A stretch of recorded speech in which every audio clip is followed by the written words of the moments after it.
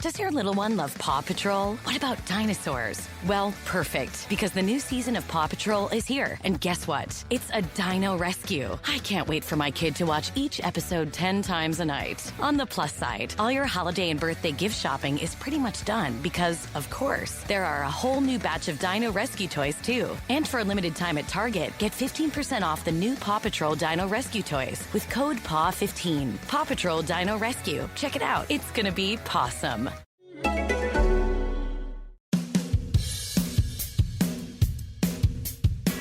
Welcome to Separate Bathrooms and other handy marriage tips. What are we calling it? Trust. We could. Yeah. You know that people are listening right now.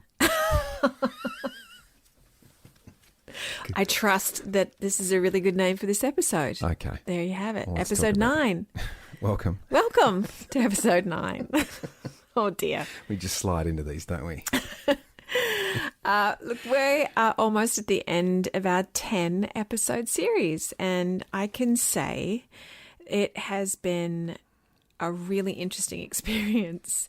I've felt really challenged and exposed, and I've also felt really happy at the response from the listeners, not just because that they like the podcast, that's lovely, but mostly because a lot of people have said how much they related so much to our lives and that we felt real to them.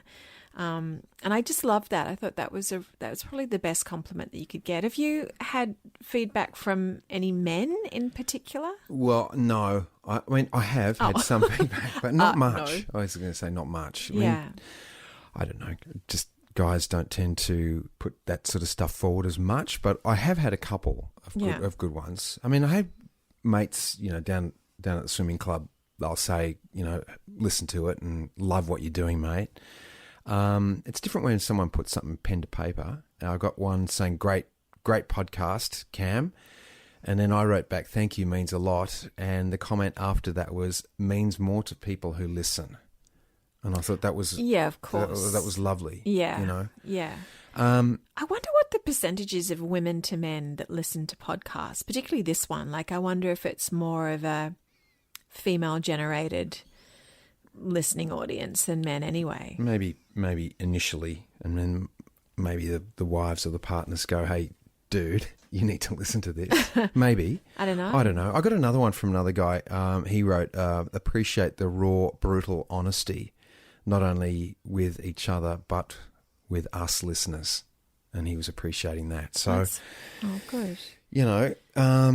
So here we are talking about something that's sensitive again. Yes, because in episode 5, we tackled a very sensitive subject, and that was the affair, the infidelity in our marriage. And we had a big response to that episode out of everything that we've talked about so far. And I understand that. I understand why it got the most response. Okay, why? What do you understand about that? Well, because it's such a challenging subject. It's a hurtful subject. It's a traumatic subject for a lot of people that have been through that in their relationship. It's also I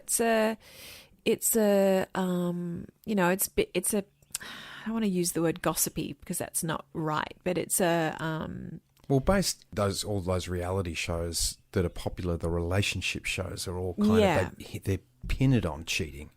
Yeah, exactly. They kind of hope that something like that's going to happen because that's what's going to get the viewership in. I mean, that's where all of our stories, as we've mentioned before, that's where so many magazines constantly wrote about the affair because it was to catch people's interest. Like if it says Cam and Al took a walk in the park, they'll be like, boring, but Cam and Al talk about their affair and new details, and it's like, then there's something else that they want to listen to there. I mean, also, and to that, it just feels like a lot of us have been involved in that sort of behaviour, of either been a victim to it or the perpetrator of it, or you're friends with someone who's going through it. Yeah, I think so too, yeah. So it's very relevant to a lot of us. And that's even, with you think about when we're teens and how much goes on within a teenage group of friends, and it's all about, she kissed his boyfriend or whatever, and so on and so forth. Yeah.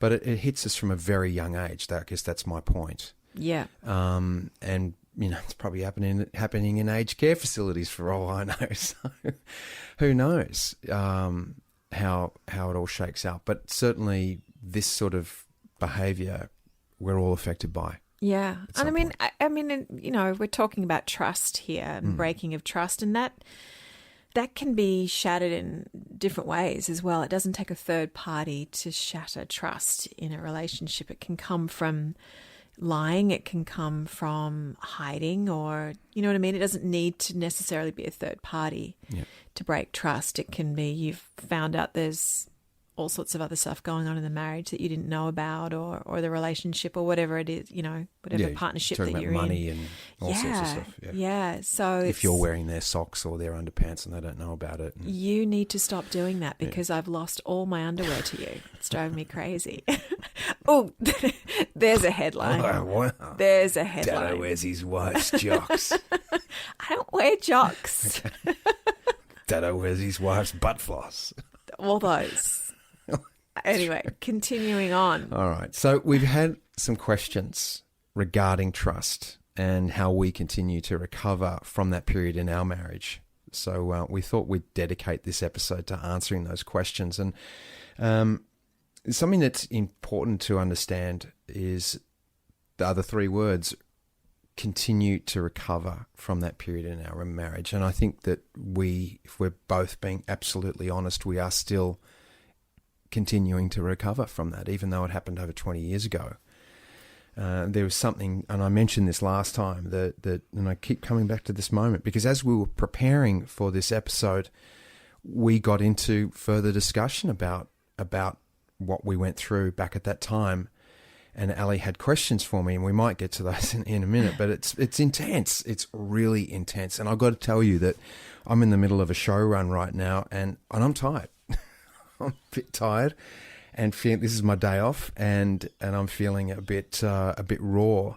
And so to be doing this, and I'm like, well, hang on, that's life. We don't know the moments when we end up in conversations like this. They come up often at the most inopportune times. You're about to go out somewhere and suddenly the partner asks you a question. It's like, oh shit, are we really going to deal with this right now? We're about to go out, or this is my happy day, or whatever. And so I just thought, no, let's do this today. Let's get back into this. And as I was going to say, in episode 5, I mentioned that the woman who we were in therapy with, she said, get ready to answer questions or feelings, in 6 months' time, in 2 years' time, in 5 years' time, 20 years' time, 30 years' time. That is the depth of the hurt which a breach of trust can cause, and you must be ready to answer those questions. And I've always remembered that and stayed true, I feel. Do you feel like that? Do you feel like I've been available to that, or do I push it off? Yeah, mostly. There's been times where you've just gone, I don't want to talk about this now. There has been those times as well. And flagging, can we talk about it later? Yeah, there's been that, and there's just been, we're being honest, Yeah. I say that first, but in general, absolutely, you've been very open to going, oh, okay, all right. And it's usually not been with great delight, because it is a hard subject. Sometimes you've just been like, all right, let's just do this now. Let's just clear the air right now so we can move on. And, and there's been times where I have needed to ask myself, why am I bringing this up right now? Am I bringing this up to just stir a nest of bees, or do I really feel it's necessary to ask this question for myself because I need extra healing, or do I want to bring this up so I can make a quick jab at you somehow or another? Because all those things have happened since the infidelity, where I've had to really check in, where am I going to ask this from? or, am I asking it from a complete need of validation from you because I feel so incredibly insecure now in our marriage? There was many a time that I felt insecure before, and then of course afterwards I felt even more insecure, and that was due to my own. After me answering, or no, after the infidelity. Oh, I see. Yeah, and that was largely due to just who I was as a person anyway. Though of course when there's infidelity, it really rocks self-confidence. It certainly did mine. So it's where I was coming from in that moment of why we needed to go back in and talk about it again. And I think that, that's where, someone asked, have we had to go back into therapy to deal with the trauma, or is it just poking at old wounds? And it's a good question because it's, I think, being able to talk about it until there isn't a charge to it. Yeah. I think that's, if you can get to that place where you can generally just have a conversation where one of you doesn't storm off or doesn't feel hurt or doesn't, where you can actually just go, okay, let me understand this, where you were coming from. This is where I was coming from. That's when I feel like you've resolved something. And I guess, as we've been totally honest, there still is a charge for me around it. There is a charge. And this is what we were talking about before the podcast. In that, how do you forgive yourself? And one of the Instagram comments that we got, it was a private one, just saying it doesn't feel like Cam's forgiven himself for that. And there is still part of me that I feel like on a cerebral level of it, just I feel like I have forgiven myself, and yet there's parts of me in the way I feel that I haven't totally forgiven myself. And we were discussing that maybe part of my process is I'm putting a label on it, forgiveness or forgetting, but it's like sometimes I do keep it alive in me so that I do not forget what I've done, and that I'm able to take action based on that, in remembering the consequences and what I created back in that time, that I do not want to recreate that. So I remember what those actions caused and how much hurt that caused, and and what comes after that. It can be intense, and it brings up some very raw stuff. Yeah. So we had a couple of questions about trust and how do we work on trust. And how do you feel we did that? How do you feel that the trust, we worked back to a place of trusting each other again? Well, it doesn't happen overnight. That's the thing. And that's the trap. If you have expectations around it, just because you've come clean and you've gone, all right, this is what's happened, and you're chosen to stay together, and apologies have been given. You've started to work on your marriage. You're in therapy, counseling. And then what happens next? Well, that's it. And I think I fell into the trap going, we're doing all the positive things, and I expected that maybe we could come together quicker, in terms of being intimate, faster. And that just wasn't the case, So I think that in order to work on trust, you must be patient as well, especially if you're I think both parties, you've got to be patient. I think both parties too, yeah, because I needed to be patient because of course I wanted it all rosy and fixed and lovely and everything again too, though there was such a massive hurt that needed to be addressed, and again the trust, and if we would go to be in any way, shape, have any form of physical intimacy, of course, a reel of images would come up in my brain and it would immediately stop me. And I was like, no, I'm not ready for this yet. And I needed to know when I was ready, because had I forced myself into something physically intimate with you, I don't think that would have helped. I don't think that would have helped me. So it was being patient with myself again, it was, I know we talked about this last time, watching what took place, what actions took place to let me know, okay, he's really wanting to change. He is changing. The things that that rocked our marriage are being addressed. So it's watching and taking note from that perspective. Yeah, I mean, much like I've learnt from being a parent, the kids learn more from what we do than what we say. And exactly. Yeah. And so for me, it was all about the appropriate actions that I was taking, and allowing you to have space to feel, and just going, all right, this is what your actions have created. Yeah. And the more you understood why you did it from your own, as you have said, insecurities, and were able to completely explain that to me, that was a huge part of my healing, because you weren't coming to me saying, I slept with her because she was so much more beautiful than you. She was so much more attractive than you. And I wanted to be with her because you weren't attractive. You that would have been a lot harder to deal with. I don't know if I would have come back from that, though. That wasn't what it was about for you. You talked about, and again, in the last episode, you mentioned it, your own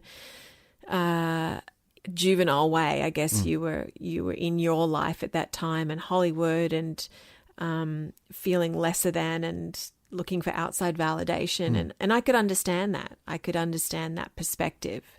The consequences of it were really hard because it affected both of us, though.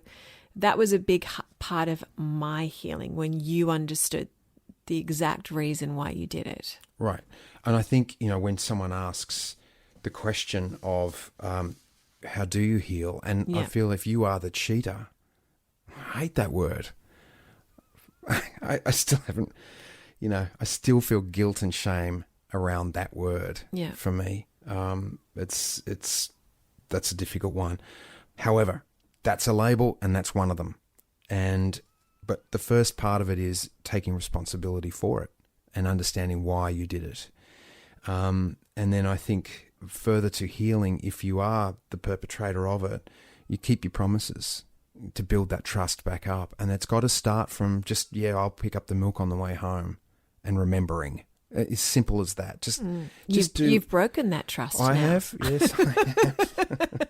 But I didn't last night. You did bring the milk home yesterday. Holy smokes! But those apples you forgot last week. Oh, darn you! Because only it wasn't the galas. No, it wasn't the jazz apple. So the jazz. There you go. So I missed that. I'm sorry, I interrupted. Go ahead. But you're absolutely correct. That is actually, that's so true. That really brings me back to that time where your word it still is really important, though. I remember that, where everything that you said, you followed through with. And it was the little things. I will do this. I will do that. I will clean this. I will bring you flowers, or whatever it was. It was those little things that I went, okay, word and action, it's matching. It's matching. And that was really important.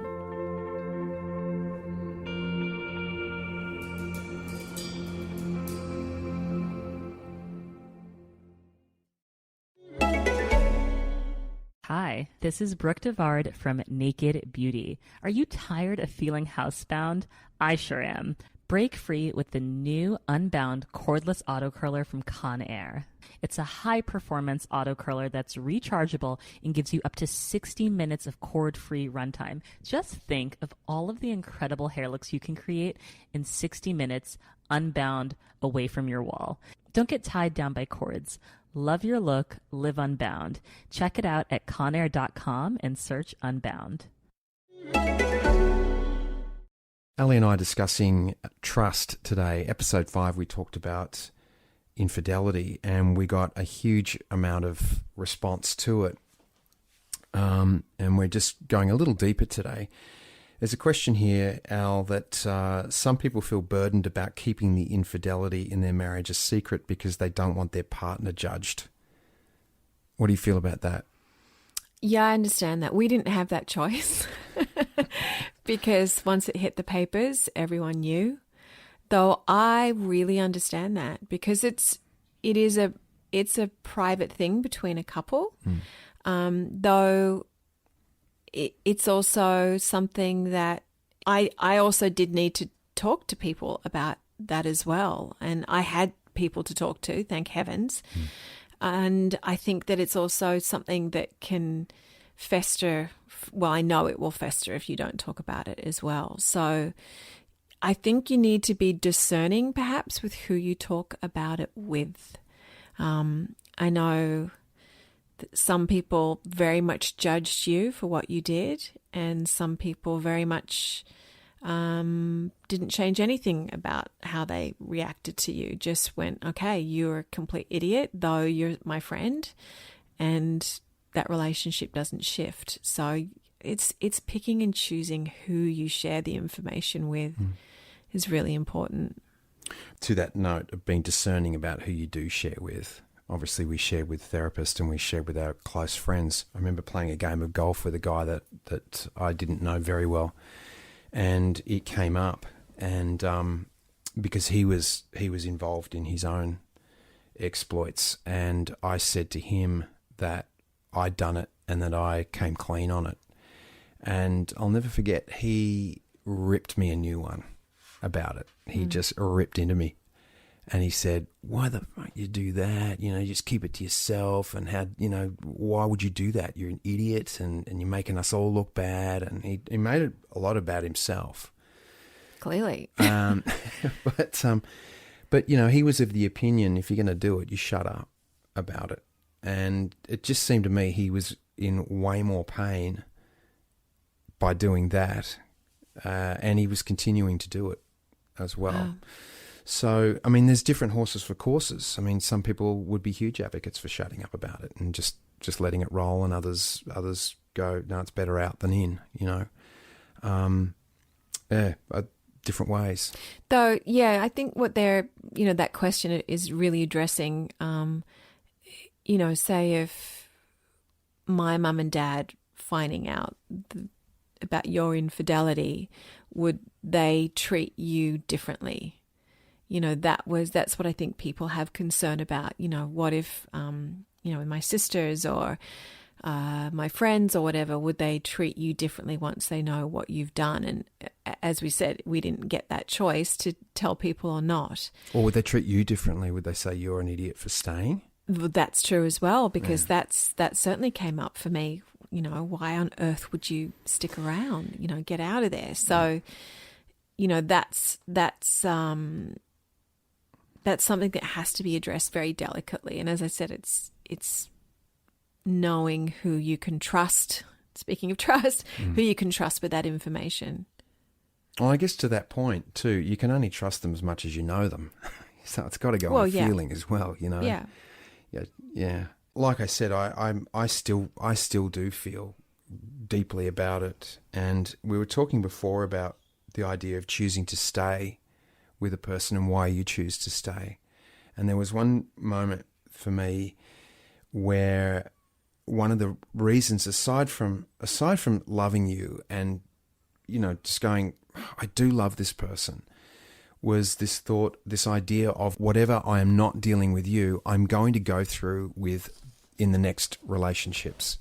So why not honor the one that I'm with and go through it with her if she's willing to go through it with me, which is her being you, of course.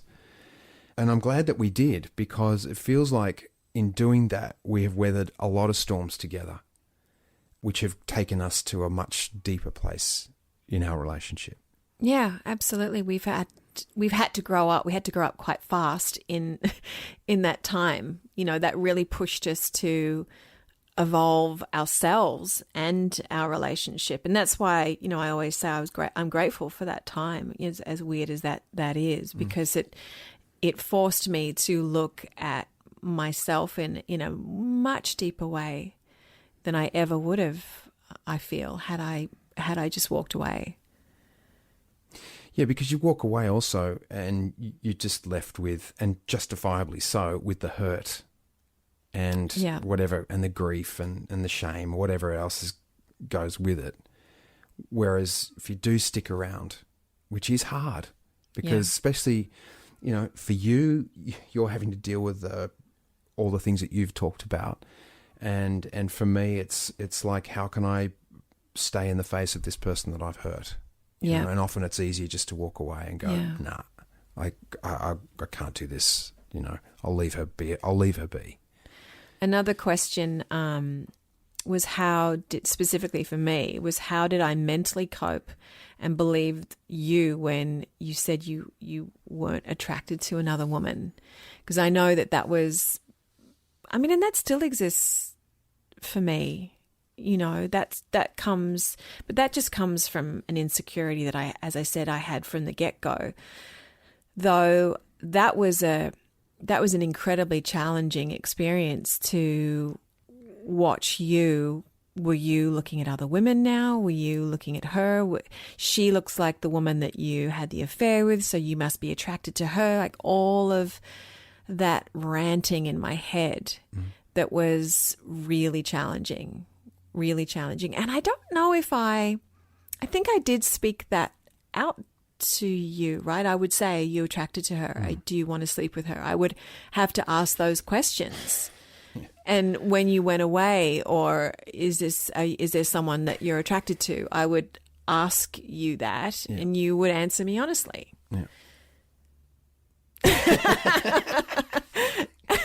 Crickets. What am I supposed to say? I know. I was going to make some quip about, no, it was a guy you're attracted. I don't know. I was just trying to lighten the mood, but no. But there was a time, and this is all these were the stages of our recovery within therapy, where our therapist was saying to us to be available and ask those questions, because they were the questions that we were scared to ask. Yeah. So, do you have the courage to ask the question, and do you have the courage to answer that question honestly? Yeah. So these were directives that we were encouraged to use, and tricks, I suppose, or tips, just to go, okay, here's how. You guys don't have a language for trust. You guys don't have a language in place where you're actually calling each other out on your shit. Yeah. So that's what we were given, a bunch of tools. That's the word I've been looking for in the last 30 seconds. Oh, I could have helped you with that. A bunch of tools. I am a tool. Not the sharpest tool in the shed. But that's what we were given. And to use these to learn how to communicate with each other, because at the end of the day, that's what this is all really a lot about, is being able to stay in the present and being able to communicate one's feelings without taking them personal, making your feelings about me. Yeah. And taking things too personally. And without, because, another step in our healing, which seems, well, no, it doesn't seem odd. I was going to say seems odd, but it's not actually odd, is being able to not lash out at you in order to hurt you for the hurt that I was feeling. If I could just say, I feel really hurt right now. If I could just get to that place rather than go, well, you're the one that cheated. You were the asshole that cheated, because that's when we've already talked about it, when we've already gone through something, when it's years later, to be able to just go, wow, I'm having a lot of hurt come up right now.